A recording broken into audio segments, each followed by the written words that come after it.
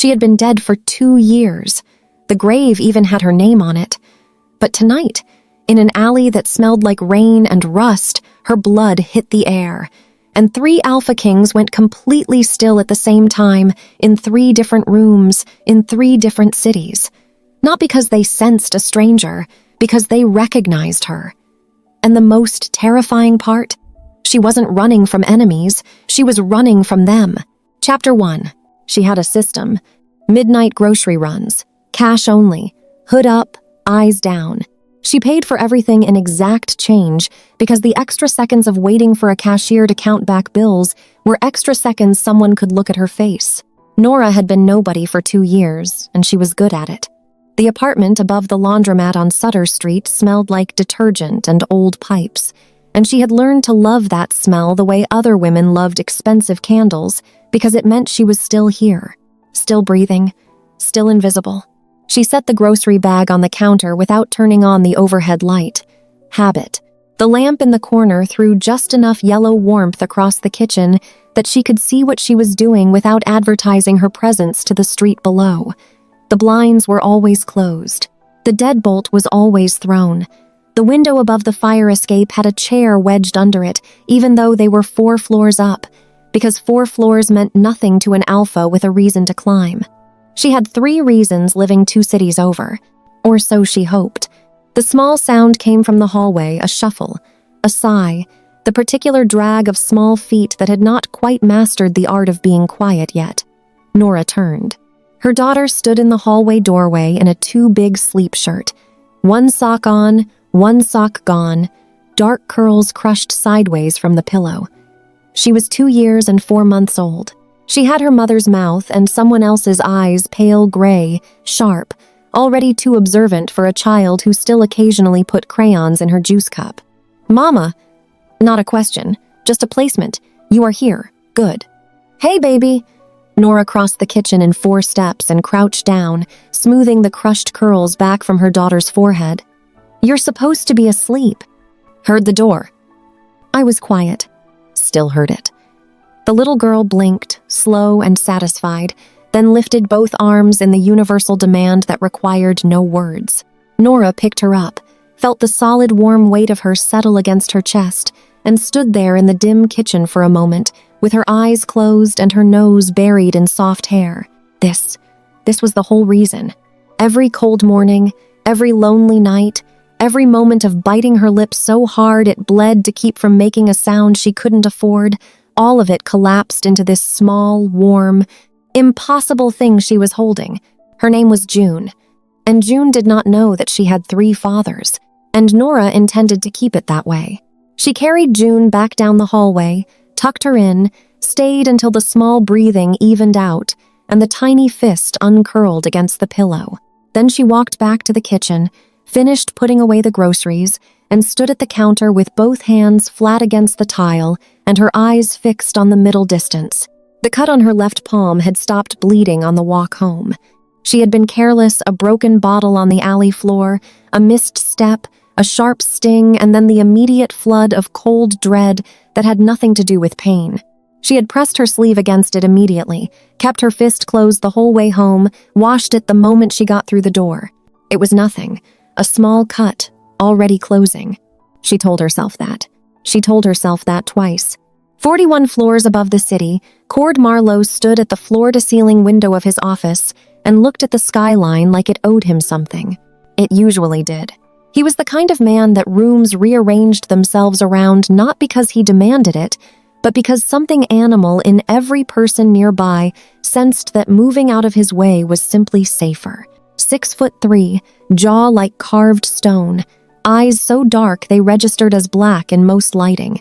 He wore authority the way other men wore skin, completely, without effort, without relief. The pack reports were spread across his desk, unread for the 3rd night running. He hadn't been sleeping. He hadn't been sleeping for 2 years, if he was being honest, which he generally wasn't. There was a particular kind of exhaustion that lived behind his sternum, not tiredness, not grief exactly, something older and more structural than both.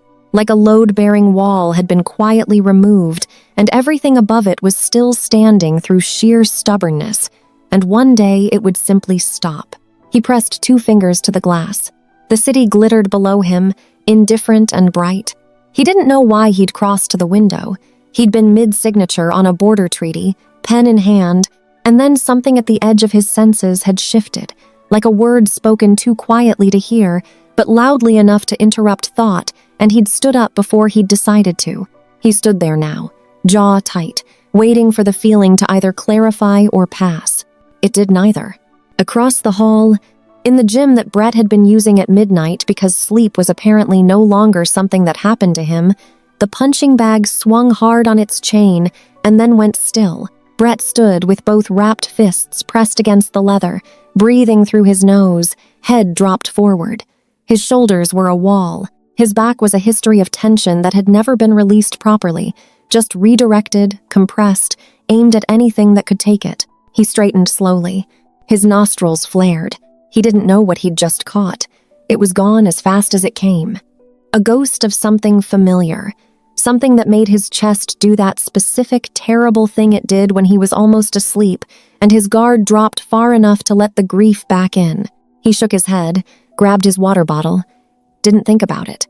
4 floors below, in the archive room that no one else ever entered, Wes sat surrounded by 2 years of careful, methodical searching.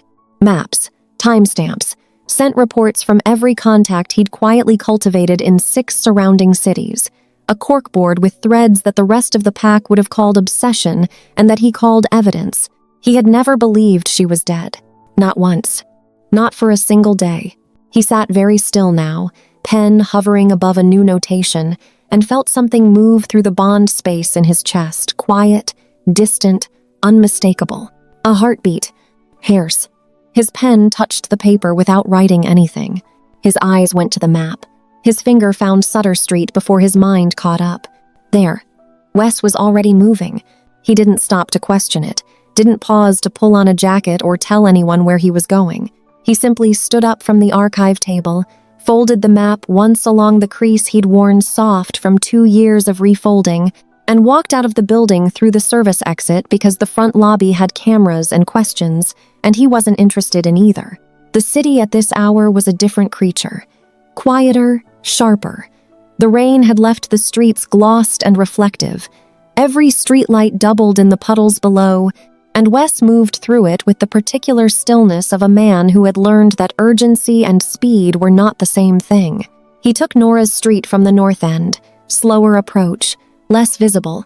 The bond space in his chest was doing something it had never done in 2 years of silence. It was humming, low and continuous, like a note held too long at the edge of hearing, and every step closer to Sutter Street made it louder. He stopped at the mouth of the alley beside the laundromat. The smell hit him like a door swung open in a sealed room. Her. Unmistakably, impossibly her. Not a ghost scent trapped in old fabric or memory playing tricks in a tired mind.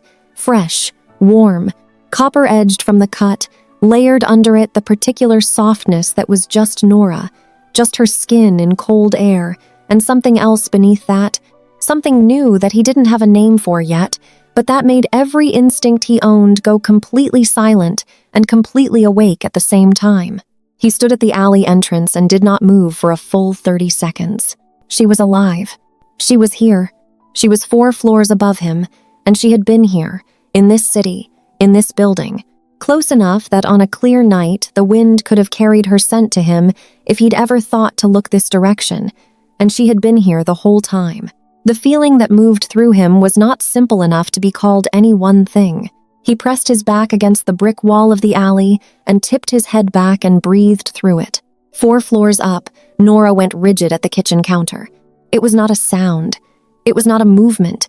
It was nothing she could point to or explain or dismiss as the building settling or a car on the street. It was a pull, deep in her chest, below the ribs, in the place she had spent 2 years learning to ignore, the place that had belonged to the bond before she'd starved it into silence. Something moved, like a sleeping thing turning over, like a held breath finally releasing. Her hands went flat on the counter. Her eyes went to the window. The blinds were closed. She could not see the street. She could not see the alley. She could not see the figure standing below with his back against the brick, and his face turned up toward the rain. But she felt him. She felt him the way she felt her own heartbeat. Involuntary, constant, impossible to unhear once you'd noticed it. "No," she said out loud to the empty kitchen. It came out steadier than she felt. She pushed off the counter and crossed to the window and stood in front of the closed blinds with both fists pressed at her sides, and she did not open them. She stood there and breathed carefully and told herself it was residual. It was the cut. It was the cold air and the late hour and 2 years of suppression cracking at the edges. It was not him. It could not be him. She had been so careful. She had been so careful. Her palm was throbbing now, the cut pulsing with her heartbeat, and the pull in her chest was matching it beat for beat, and her body was doing exactly what she'd trained it not to do for 730 days. It was responding. She grabbed the back of the chair beside the window and held on. June was asleep down the hall. June, who had her mother's mouth and her father's eyes and absolutely no idea that her existence was the secret Nora was burning herself alive to protect. "Move," she told herself. "Pack a bag. Take June. Go." She had done it before. She knew how. She had a go bag under the bathroom sink, packed and ready, because she had always known this moment was a possibility. This was not a surprise. This was the contingency. This was the plan. She did not move. Her forehead dropped against the closed blinds. Below, she felt the pull shift, sharpen, like something on the other end of an invisible thread had taken one slow step forward. Her breath stuttered, and then her phone lit up on the counter. Unknown number. She stared at it through 3 full rings before something cold settled in her stomach, and she picked it up. She did not speak first. Neither did he for a moment, just breathing. Just the rain in the background and the low ambient sound of the city at night, and the particular quality of silence that belongs only to people who know each other too well for words to be the first thing. Then, quietly, with the kind of careful that comes from 2 years of restraint finally running out, "Nora." One word, her name in his voice. She had forgotten how much it cost her. She had made herself forget, because remembering was a luxury she could not afford, and now it was all the way back, full weight, no mercy. "Wes." Her voice came out even. "Barely. How?" "The cut on your hand." A pause. "I've been looking for 2 years. The blinds were still closed between them. 4 floors of brick and silence, and a secret she wasn't ready to say out loud. "Go away," she whispered. "No," he said, and somehow, horribly, the part of her that had been waiting in the dark for 2 years exhaled like it had finally been given permission. Chapter 2. She hung up. She set the phone face down on the counter and pressed both palms flat against the tile and stared at the grain of the laminate surface until the individual flecks of pattern stopped blurring. Her pulse was doing something embarrassing. She was aware of it in her throat, her wrists, the cut on her palm that had no business throbbing this loudly over something this small. She had not spoken his name out loud in 2 years. She had not allowed herself to. Names were handles. Names were ways in. She had stripped every familiar thing down to its bare function and kept only what kept her and June alive, and names were not on that list. And yet the moment it left her mouth, it had felt like setting down something very heavy that she had stopped noticing she was carrying. She hated that. She picked the phone back up and typed fast, without letting herself think. "Don't come up! Don't come back! Forget this number!" The response came in under 4 seconds. "I'm not leaving." She typed, "I will call the police." "Okay." She stared at that single word for a long moment. It was such a Wes response that something behind her breastbone did a slow, treacherous ache. He had always been the one who didn't argue, didn't escalate, just stayed. Just waited with the particular brand of patience that felt less like patience and more like absolute certainty. She typed, "I mean it." He didn't respond this time. She crossed to the window and opened the blinds 1 inch. He was standing at the edge of the alley across the street, hands in his jacket pockets, face tilted up toward her window with the directness of someone who had already located exactly what he was looking for and saw no reason to pretend otherwise. The rain had soaked his dark hair flat. He wasn't moving. He looked exactly like himself. That was the worst part. She had half hoped 2 years would have changed him enough to feel like a stranger. It would have been easier. But Wes had always looked like something carved from stillness, like the world moved around him rather than with him. And he looked like that now, standing in the rain outside her building at whatever terrible hour of the night this was, and she felt the recognition in her chest like a bruise pressed. She let the blind fall closed. She turned around and leaned her back against the wall beneath the window and told herself the burning behind her eyes was exhaustion and stress and the particular cruelty of having her carefully constructed life develop a crack at the worst possible location. It was not relief. She refused for it to be relief. She heard the building's front door buzz. Her spine went rigid. She crossed the apartment in 6 steps, checked the intercom screen. The front entrance camera showed Wes standing at the door panel with one hand raised, not pressing anything, just standing there like he was giving her the choice, like he always had. Don't let him in, she thought. Don't you dare. She pressed the entry button. She hated herself for 3 full seconds, and then she heard his footsteps on the stairs, and she unlocked the deadbolt, and she stood in the open doorway of her apartment with her arms crossed over her chest and her face arranged into something she hoped looked like cold, and came out looking like she had no idea. He appeared at the top of the stairwell. He stopped when he saw her. For a moment, neither of them moved.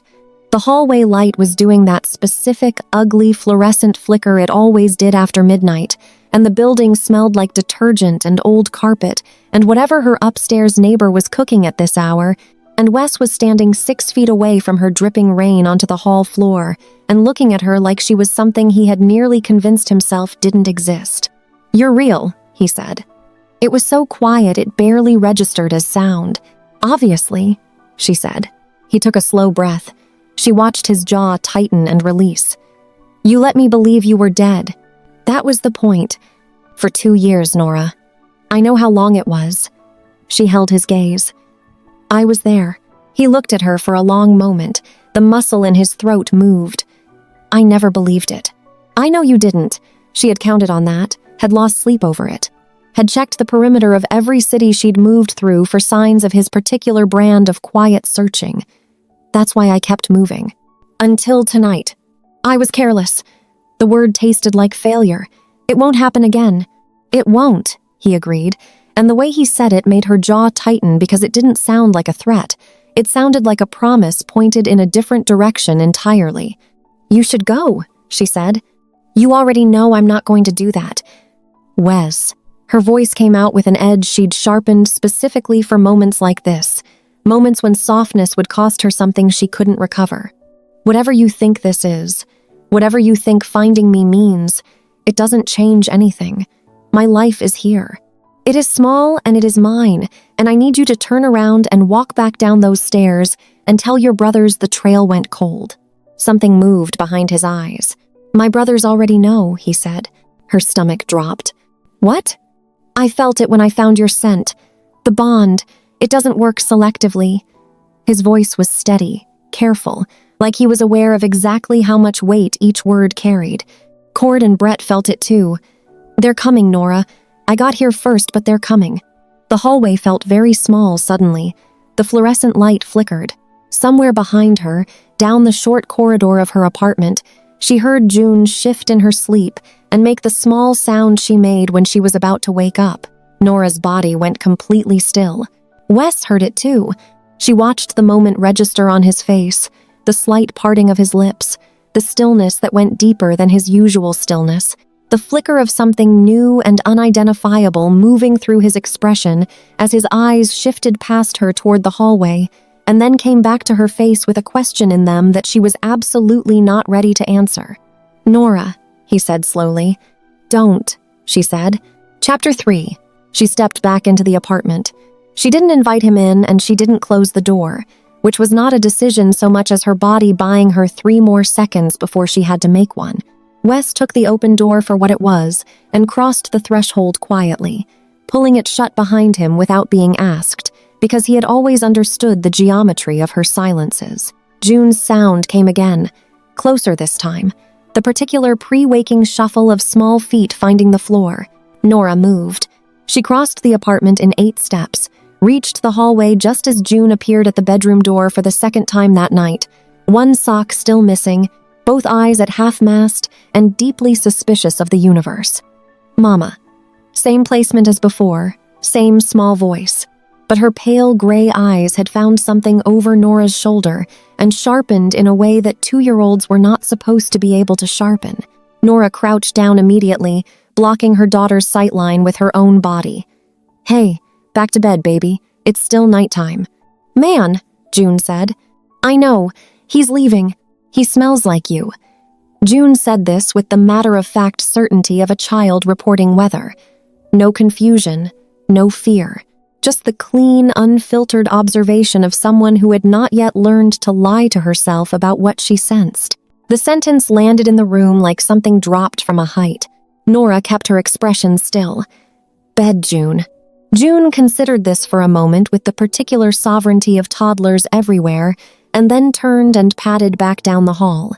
Nora waited until she heard the creak of the small mattress before she stood up and turned around. Wes had not moved from the entry. He was standing with his back to the closed door and both hands at his sides, and the expression on his face was the one she had always found the most difficult to manage, because it was not anger and it was not accusation. It was something quieter and more devastating. It was understanding, arriving in real time, rearranging everything it touched. "How old?" he said. "Not how old is she? Just how old?" Like the rest of the sentence was too large to fit through his mouth all at once.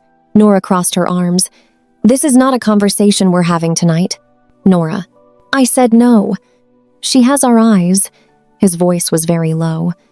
"All 3 of ours. That gray. I've never seen it on anyone outside the bloodline. You need to leave before your brothers get here. They're already on the street." She heard it a half-second after he said it. 2 sets of footsteps on the stairs, different rhythms. Brett's heavy and fast, taking them 2 at a time, chords measured, deliberate, the kind of footsteps that a building felt rather than heard. The walls of the apartment seemed to contract. Nora turned and looked at her front door like she could hold it closed through sheer intention.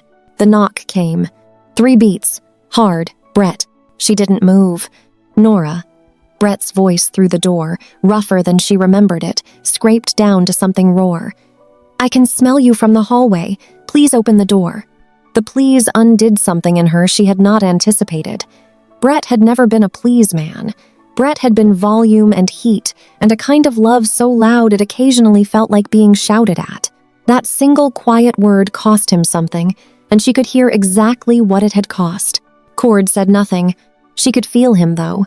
On the other side of the door, the bond pulled with a different quality than it did with Wes, deeper, more structural, like pressure rather than sound. Cord's presence had always worked like that. Less noise, more gravity. Her hand was on the deadbolt before she'd given it permission. She opened the door.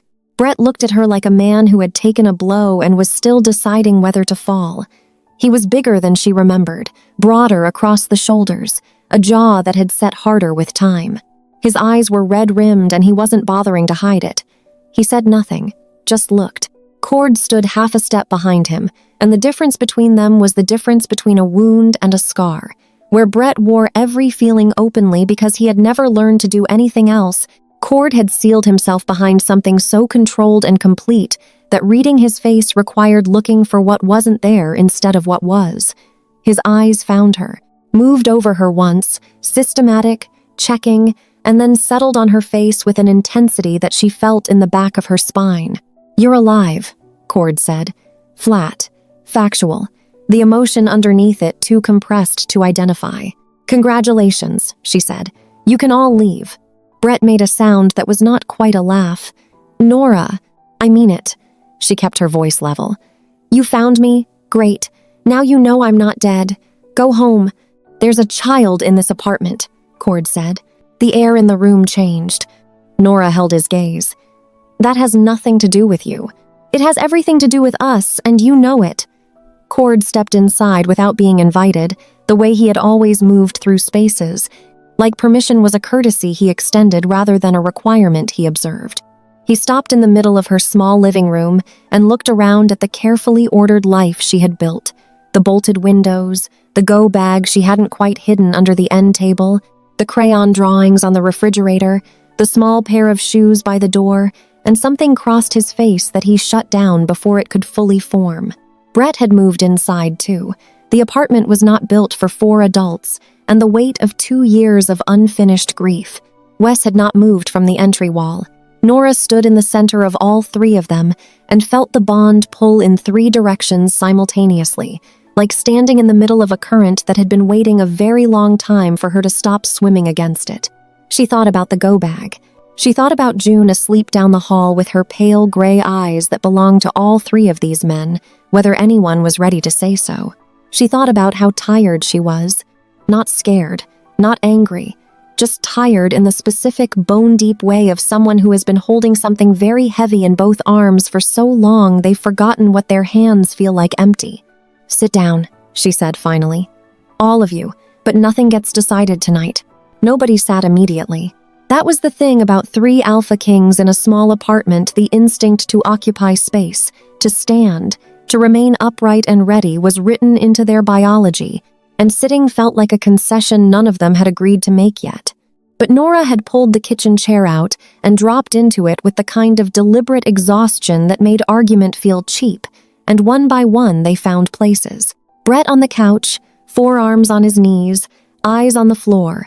Cord standing at the edge of the living room with his arms crossed, because standing was the compromise he was apparently willing to offer. Wes on the far end of the couch, one ankle on his knee, watching everything. The apartment ticked quietly around them. The laundromat 2 floors below hummed its low machinery sound. Somewhere outside, rain had started again. "I want to know why," Brett said. He said it to the floor. Nora looked at him. "You already know why. I want to hear you say it. Brett." Wes's voice was quiet. A warning. "No." Brett lifted his head. His eyes were dry now, but the rawness hadn't left them. "We spent 2 years. I spent 2 years thinking she was in the ground. I want to hear it." Nora held his gaze for a long moment. Then she said, "Your father's enforcers broke 2 of my ribs in the east corridor of the pack house on a Tuesday. Because I had asked to attend the territory meeting and your father decided that was funny." She said it without inflection. Clean, factual, the way she had trained herself to report it in her own head so it didn't swallow her whole every time she turned it over. That was the 4th time that year. The 3rd had been a dislocated shoulder. The 2nd was a concussion that I treated myself in my room because I was not allowed to use the pack physician without alpha approval. She paused. "Your father's approval." The room was very quiet. "I went to Cord," she said. Cord's jaw tightened. "I went to Cord twice. I had the bruises, I had the medical evidence. I put it in front of him and I asked him to intervene." She looked at Cord directly. "Do you want to tell them what you said, or should I?" The muscle beneath Cord's eye moved once. "I told you pack discipline was outside my direct authority while my father was still living alpha. You told me to keep my head down," Nora said. "You told me I was drawing attention to myself. You told me the best thing I could do was be less noticeable." She let that sit. "I was already pregnant. I didn't know if it was one of yours or all 3. The bond hadn't settled. I was 17 weeks pregnant and walking around with healing ribs, and I was being told to be less noticeable." Brett's hands had gone to fists on his knees. "I didn't know," he said, low, wrecked. "I know you didn't. There was no softness in it, but there was truth. That's the only reason I'm having this conversation instead of closing this door. You didn't know because no one told you. I understand that." She shifted her gaze back to Cord. "Him I'm less forgiving of." Cord said nothing. He absorbed it the way he absorbed most things entirely, without visible surface reaction, the emotion going somewhere internal where it processed out of sight. But his hands, crossed over his chest, had tightened until the knuckles showed. "Faking my death was the safest option I had," Nora continued. "Your father's pack had a record of every Omega who tried to leave through official channels. 2 of them had been brought back. One of them didn't survive being brought back." She watched Brett flinch and didn't look away from it. "I needed them to stop looking. A body stops the search. A runaway starts one." "Who helped you?" Wes asked. "A physician outside pack territory. He owed me a favor. He made the certificate clean enough to pass. And then you disappeared." And then I disappeared. She looked at her hands in her lap. The cut on her palm had closed to a thin, dark line. I had June in a clinic 3 states over. I paid cash. I gave a false name. I have been paying cash and giving false names ever since. The rain outside had gotten heavier. It hit the window in a low, continuous rhythm, and the laundromat below shifted into a new cycle, and the apartment held the 4 of them in its small, warm box of light, while everything that had just been said settled into the floor and the walls and the space between them. "She's ours," Brett said. Not a question, not an accusation, something in between. Something that sounded like a man discovering he had been given something and had the simultaneous and devastating realization of everything he'd missed. Nora didn't confirm it. She didn't deny it. She sat with her hands in her lap and let the answer exist in the air where anyone with functioning biology could already sense it. "She's mine," Nora said. "Right now, she is mine. That is the only fact that matters in this apartment tonight." "Nora," Brett's voice cracked on the second syllable. "I'm not saying it to hurt you." She looked at him steadily. "I'm saying it because I need you to understand the order of things. I ran to protect her. Everything I did for her.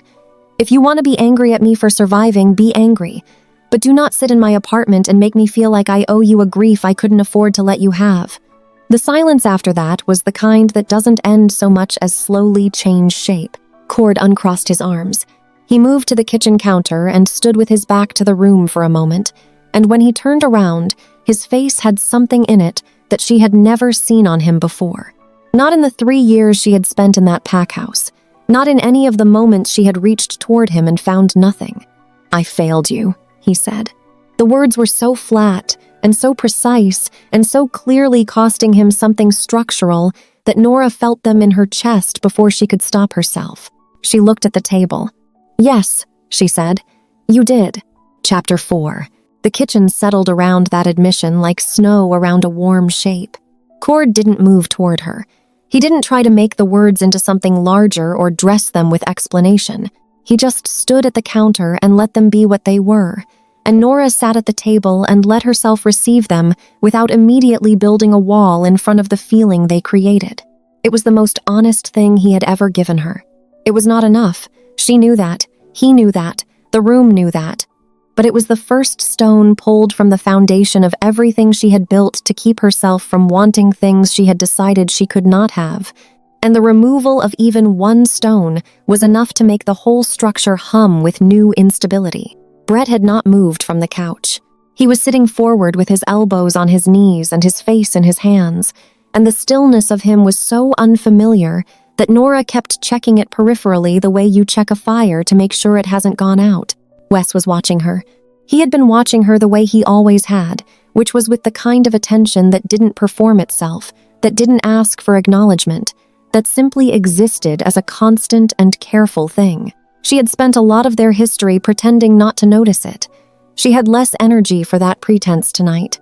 "She wakes up in a few hours," Nora said to the room, to no one specifically. "When she wakes up, I need her morning to look normal.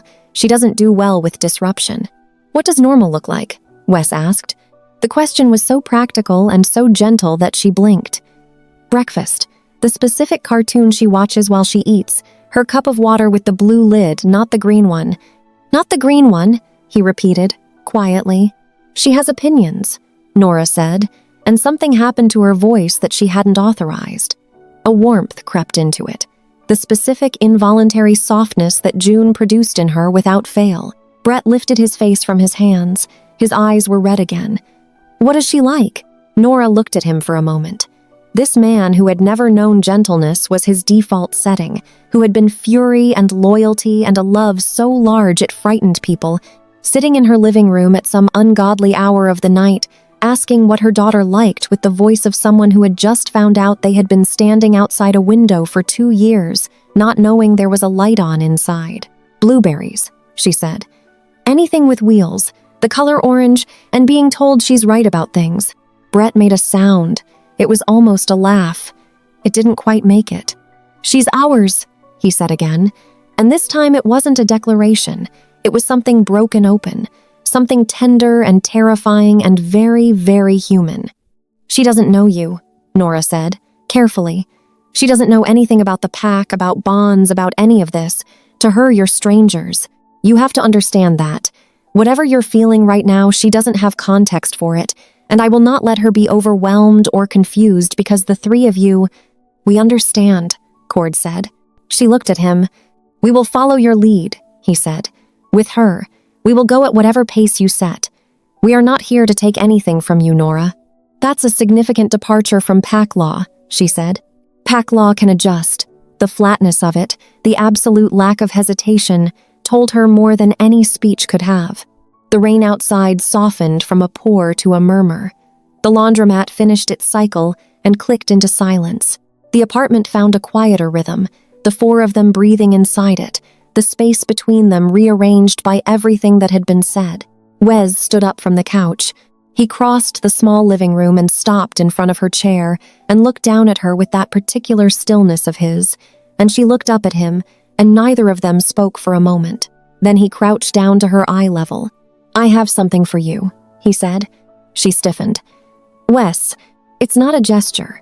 He reached into his jacket pocket and produced a small, folded piece of paper, worn soft at the creases from obvious age. He held it out to her. She took it with numb fingers and unfolded it. It was a list, her handwriting, old, a grocery list she had written in the pack house and left on the kitchen counter and apparently forgotten entirely, mundane and small eggs, the good soap, that tea she liked, batteries, her own handwriting from a version of herself that had still believed in small, ordinary comfort. She stared at it. I found it in your room, Wes said quietly. After, when they were clearing your things. A pause. I kept it because it was the most real thing I had. More real than the certificate. More real than the grave. His voice stayed level, but something beneath it moved. Because people who are going to die don't write grocery lists. Her throat closed. She folded the paper back along its old creases and held it in her fist in her lap and stared at the middle distance for a moment while she located the part of herself that knew how to stay surface level in the face of something that wanted very badly to crack her open. She didn't find it. Her eyes filled. She blinked once, hard. The tears didn't recede so much as decide to be patient. That was unfair, she said. Her voice came out unsteady. Yes, Wes agreed. He didn't reach for her. He didn't push the moment into something more than it was. He stayed crouched in front of her at eye level and let her have the feeling without adding the weight of his own onto it. And that restraint, that particular careful Wes restraint that she had never properly appreciated when she'd had access to it, undid her more completely than any touch would have. Her hand found his. Just that. Just her fingers closing over his where he'd rested his arm on the chair beside her knee, and the contact landed in the bond space in her chest like something long overdue coming home. He turned his hand over and held hers. Neither of them moved. Brett had gone very still on the couch. Cord had turned back to the window, not from disinterest, but from the particular generosity of giving her the moment without making her perform it for an audience. Outside, the rain fell soft and steady. Down the hall, June slept with her missing sock still missing, and her pale gray eyes closed, and her small fist curled against the pillow, dreaming whatever a 2-year-old dreams, entirely unaware that the architecture of her life had shifted 4 times tonight. It was Cord who broke it. Not cruelly, not intentionally. But he turned from the window, and the look on his face had shifted into something operational, and Nora recognized it the way she recognized weather, because she had spent 3 years in that pack house learning to read him from a distance, the angle of his shoulders, the precise quality of his stillness, the moment when his mind moved from feeling something into deciding what to do about it. We need to move you, he said. Nora let go of Wes's hand. She did it slowly, a deliberate unclosing of fingers. Then she sat back in the chair and looked at Cord with the clear, flat expression she had developed specifically for moments when she felt something she couldn't afford to act on. No, she said. The scent trail is live. Anyone tracking our movement tonight has a vector to this location. You and the child are exposed. He said it the way he said everything operational, precise and without ornamentation, as if the fact that it was her life and her daughter he was discussing was a detail he was managing rather than a reality he was living inside. And there it was, She had felt it. Beneath the admission at the counter, beneath the careful language about following her lead, beneath the 2 years of whatever guilt had been quietly reshaping him, under all of it was still the same architecture, the same fundamental way of moving through the world, which was to assess, decide, and execute, with everyone else's position in his plan assigned rather than chosen. "She's not the child," Nora said. "Her name is June." Cord's jaw moved. "Nora, and I decide where we go. Not you, not the pack. Not pack law, not protocol, not whatever calculus you're running in your head right now." She stood up from the chair because sitting felt wrong for this. "That was the whole point. That was the thing I burned my entire life down to establish. That I get to decide." "I understand that." His voice was controlled, too controlled. "Do you?" She looked at him steadily. "Because it sounds like we've been in this apartment for an hour and you've already moved back into management." Something crossed his face, fast and then gone. "I'm trying to keep you safe." "You're trying to be in charge of my safety, which is a completely different thing." Brett stood up from the couch. "Nora, he's not wrong that the location is compromised." "Brett, I swear. I'm just saying the security concern is real." "I know the security concern is real." She turned to face him. "I have been managing real security concerns for 2 years by myself with an infant. I know how to read a threat. I know when to move and when staying put is safer than generating new movement." She stopped, breathed. "What I'm saying is that neither of you gets to walk into my home and start making calls. Not tonight. Not without asking." The apartment held the 3 of them in its small, tense space. Wes had not spoken. He was sitting on the couch with his elbows on his knees and his eyes moving between her and Cord with the attention of someone reading something complicated and not yet finished. "You're right," Cord said. She waited for the but. It didn't come. He looked at her across the small kitchen with his jaw still set and his hands at his sides, and the particular rigid quality of a man actively overriding his own instincts. "You're right. I moved into a pattern. I'm sorry." The apology landed without ceremony. No performance, no softening. It made her angrier somehow, because it was genuine, and genuine was harder to push against. "This isn't going to work if you can't trust me to know my own situation," she said. "I know. I'm not asking you to be uninvolved. I'm asking you to ask before you decide." "I know," he said again. "Then why does it take—" Her voice caught. She pressed her lips together. "Why did it take me being gone for 2 years for any of you to be in this room right now? Why did it take a cut on my hand? Why couldn't you—" She stopped. The silence was sudden and total. She hadn't meant to go there. She had been managing this conversation with both hands, keeping it in the practical register, and something had slipped in the last 30 seconds. And now she was standing in her kitchen at 2 a.m, with her throat burning and 3 men looking at her, and the actual question finally out, where none of them could pretend it. Hadn't been asked. Why wasn't it enough? When she'd come to Cord, when she'd stood in front of him with the evidence of what was happening to her in plain sight, when she'd needed the thing she had every right to expect from people who claimed to want her. Why wasn't she enough for it to matter sooner? Brett sat down slowly. Wes looked at the floor. Cord took a breath that moved his whole chest. "I was afraid," he said. She stared at him. "Of my father. Of what intervening would cost the pack. Of what it would mean to choose you over the structure I'd been given to maintain." He held her gaze and did not flinch from what he saw in hers. "I told myself it was strategy, that I was protecting more people by keeping the peace. I told myself that for a long time." A pause. "It was fear. It was cowardice. And it cost you everything it shouldn't have." The word cost him something visible. She could see it in the lines around his eyes, in the way his shoulders settled under the weight of saying it plainly. She had waited 3 years to hear something like that. She had spent 2 more convincing herself she didn't need to. She turned and walked down the hallway to June's room because she needed 6 seconds of not being looked at. She stood in the doorway with one hand on the frame and looked at her daughter asleep in the pale dark, and she breathed, and she felt the bond pulled gently from 3 directions, patient and present, and she thought very clearly and very quietly that she was not all right yet, but she was still here. And for tonight, that was enough to be going on with. Chapter 5.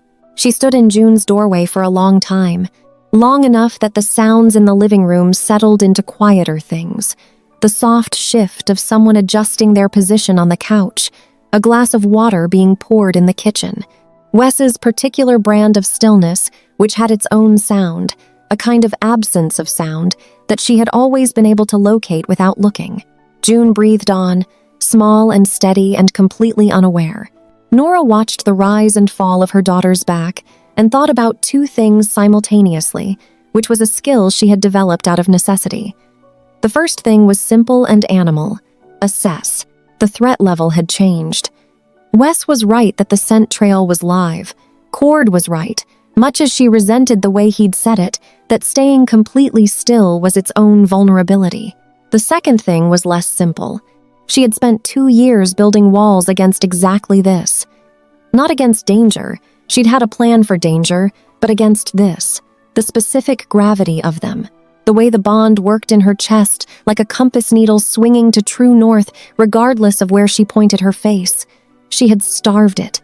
She had moved cities and changed her name, and let the suppression build until most days she barely felt it. A low background hum rather than the pull it was tonight. Tonight it was deafening. She pushed off the doorframe and walked back down the hall.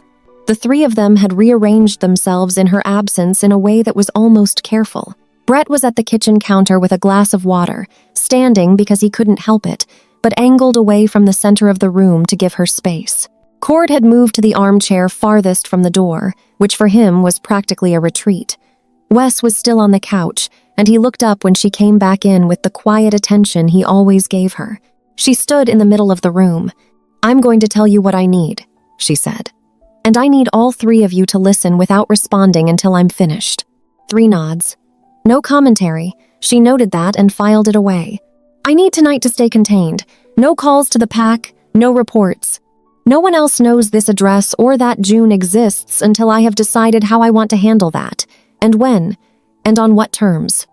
She looked at each of them in turn. "I need to know that you can hold that." "Yes," Wes said. "Yes," Brett said. Cord nodded once. "Yes." Second. She took a breath. "I am not returning to the pack. Not now, possibly not ever.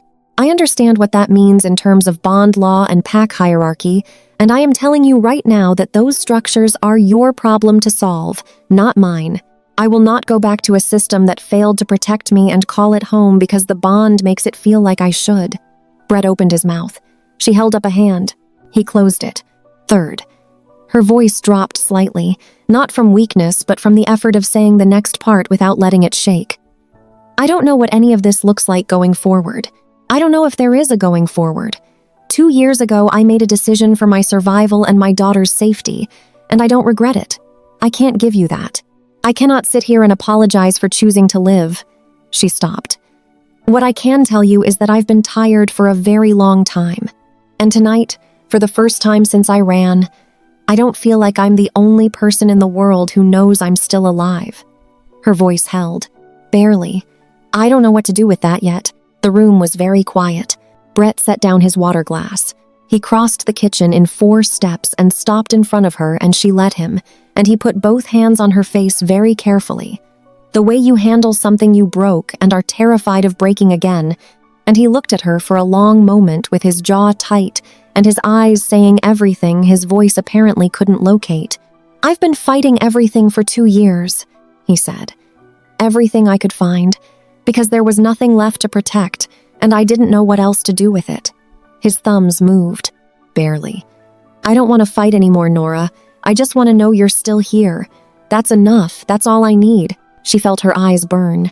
She didn't look away from him. "You scared the life out of me," he said. "Both ways. The first time I met you and every day since." The ghost of something that was almost his old grin moved through his expression. "You have always terrified me, and I have never done a single thing about it correctly." "No," she agreed. "You haven't. I'm asking for the chance to try." She looked at him for a long moment. At this man who was too much, always too much, whose love had always come packaged in a size too large for the spaces available, and who was standing in her kitchen at 2 in the morning in rain-damp clothes, asking her for a chance with the same ferocious sincerity he gave everything. She didn't answer him. Not yet. She stepped back gently, and he let her go, which was its own kind of answer, and she turned to find Cord standing from the armchair. He crossed the room and stopped 3 feet from her, respecting the distance, and he looked at her with the eyes of a man who had spent 2 years in a room made of everything he hadn't done. "I will spend as long as it takes," he said, "proving that I understand what I cost you. I am not asking for forgiveness tonight. I'm asking for the right to begin." She held his gaze. Then she looked at Wes, still on the couch, still watching. He raised his eyes to hers. "You already know what I want," he said quietly. "I've known since I found your scent. I just need to know what you want." The apartment hummed around them. The rain, the laundromat below finding its rhythm again. June asleep down the hall with her one sock and her opinions about cup colors. Nora stood at the center of the 3 of them and felt the bond pull, gentle and sure, and made her choice. "Stay," she said. "Tonight, all of you. In the morning we figure out the rest." It was not forgiveness. It was not a promise. It was a door, left open, on a night that had already asked everything of her. It was enough. Chapter 6. Morning arrived the way it always did in the apartment on Sutter Street, gradually, and without ceremony, the city light pressing soft and gray through the edges of the closed blinds, the laundromat below clicking to life in its early cycle, the radiator in the hallway offering its small, reliable warmth. Nora heard June before she saw her. The pad of bare feet down the hall, one sock still missing, the sound of a small hand pushing open a door that was not the bedroom door. She was already awake, sitting at the kitchen table with both hands around a mug she had made in the quiet dark before the light came, and she watched June appear in the living room doorway and stop. 3 men. Her small face processed this with the specific, careful attention she gave new things, eyes moving from Brett on one end of the couch to Cord in the armchair, to Wes, who had taken the floor at some point in the night with his jacket folded under his head and who was already awake, eyes open, watching June the same way she was watching him. June looked at Nora. "They stayed," she said. "They stayed," Nora confirmed. June looked back at the 3 of them with the judgment of a 2-year-old, which was complete and unsentimental, and then walked across the room to the couch, grabbed the edge of it to keep her balance, and looked up at Brett from approximately knee-height. Brett looked back down at her. His jaw was working. He looked like a man diffusing something delicate that he very much did not want to drop. "Orange?" June said, pointing at his shirt, which was dark blue. "No, that's—" Brett stopped. He looked at Nora. "She's asking if you like orange," Nora said. "It's an interview." Brett looked back down at June with complete seriousness. "Orange is my favorite color," he said, which was not true, as far as Nora knew, but June's face broke into a grin of such total satisfaction that Nora felt something loosen in her chest. "Mine too," June announced, and then climbed onto the couch beside him without invitation and settled herself against his side with the absolute confidence of someone who had made a decision and implemented it. Brett sat very still. His hand hovered over her for a moment. Then he set it gently on the cushion beside her, close but not pressing, letting her have the contact on her own terms. His eyes came up to Nora's. She looked at him across the room and felt the ache of it, the beauty and the grief of it, all the time and the mornings that should have been and weren't, all of it present in this one moment without erasing it. She did not look away. Cord appeared from the hallway, which meant he had found the bathroom and managed the apartment's particular geography without being directed, which was very him. He stopped in the kitchen doorway and looked at the scene on the couch and then at Nora, and something in his face settled. Not relaxed.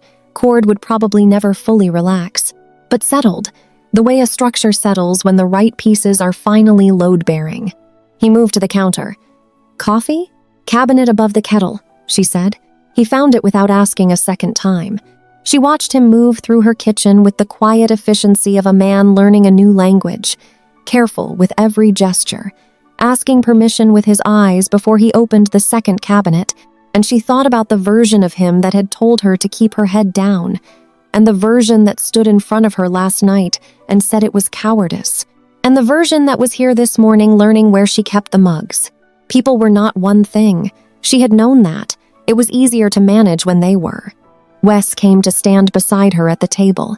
He didn't sit, just stood with his shoulder close to hers, not touching, offering proximity the way he always had, as an option rather than a demand. "How are you?"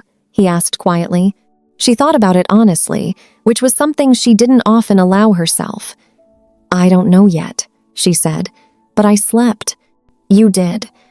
"I haven't slept through a night in 2 years without the chair under the window." He looked at the window. The chair was still there, wedged under the handle, habit stronger than conscious decision. "We can move it," he said.